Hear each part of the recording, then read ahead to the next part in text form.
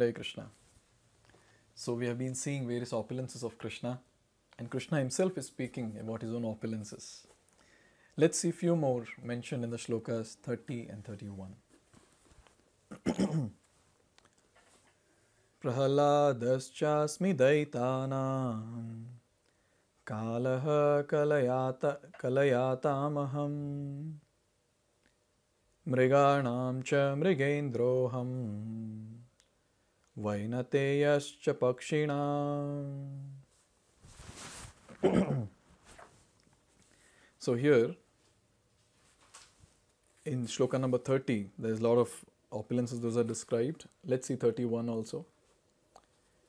Pavanaha pavatam asmi Ramaha shastrabhritam aham Jashanam makaraschasmi Srotasam asmi janavi.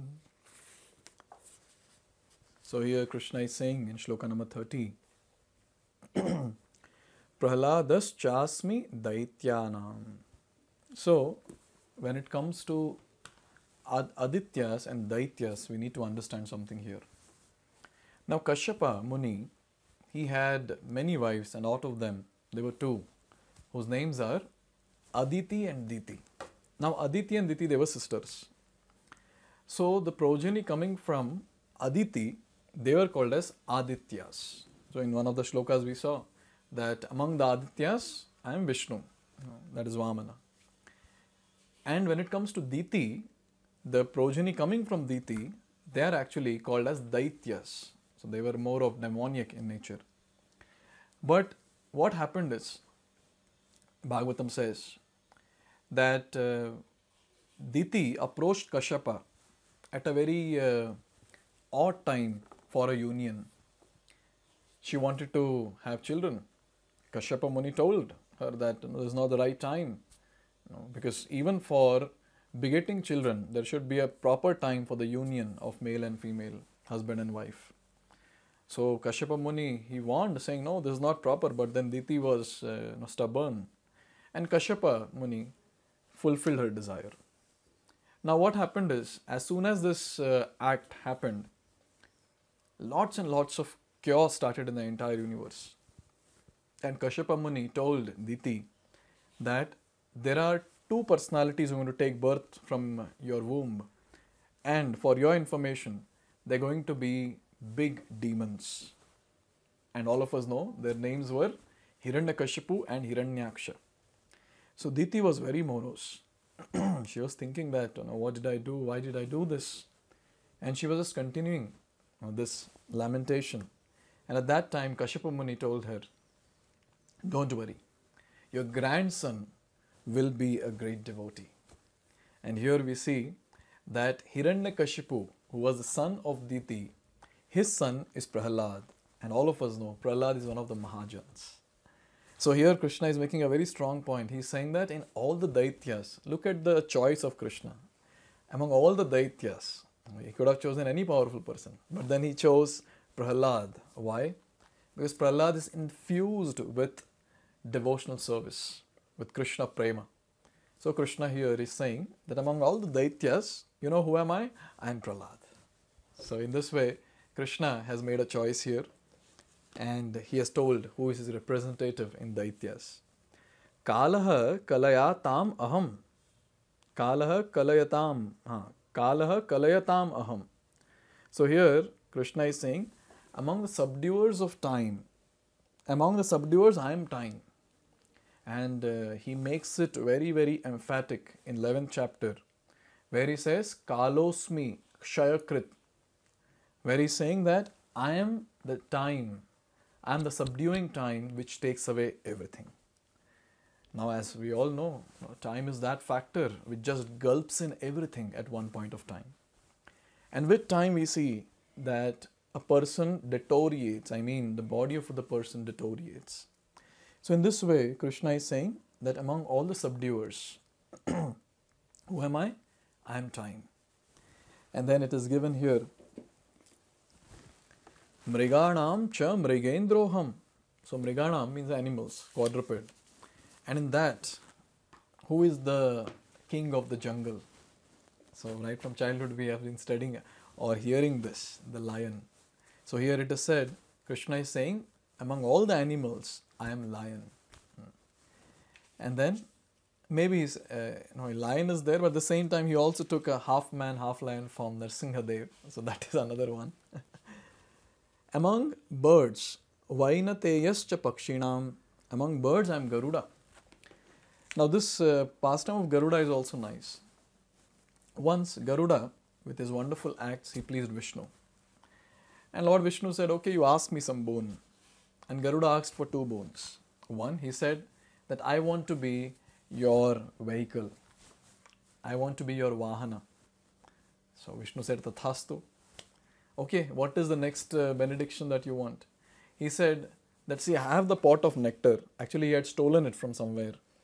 So Garuda was like, I have this pot of nectar, but then without drinking the nectar, I want to become immortal. This is how devotees ask for benedictions. And at that time, Lord Vishnu said, Tathastu. So that's how Garuda is Vahana of Lord Vishnu.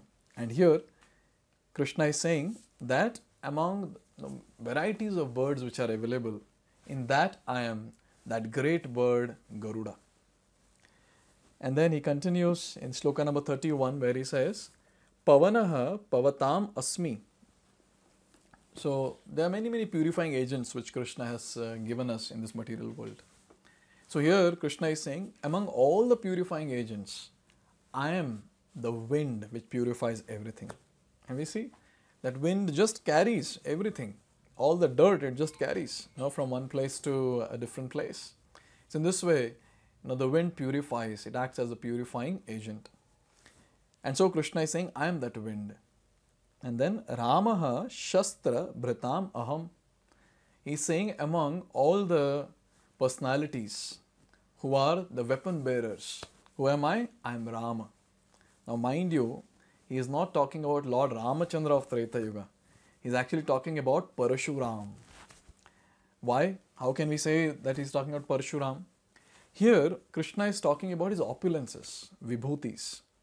So, Vishnu Tattva or incarnation of Vishnu cannot be a Vibhuti, but a Jiva can be a Vibhuti. So, who was Parshuram? Parshuram was Avesha Avatar, the empowered, the living entity was empowered. So, he was that personality, Parshuram. So, here Lord is saying that among all the weapon bearers, I am Parshuram. And then he says, Jahashanam Makaras Chasmi. Of all aquatics, I am shark. Of all the aquatics, the shark is one of the biggest and is certainly the most dangerous to man. Thus, the shark represents Krishna. So, this Makara or shark is a very dangerous aquatic and very powerful also at the same time. So, here Krishna is saying that I am that. So Krishna is choosing the most powerful one in every group and something which is outstanding from the group, that Krishna is choosing and he's saying that that's what I am. So here he's saying that I am that shark. And then Shrotasam Asmi Jahnavi. Of flowing rivers, who am I? I am Ganges or Ganga. So again Krishna is choosing the best of the rivers and he's saying that I am that. And Ganga is very special.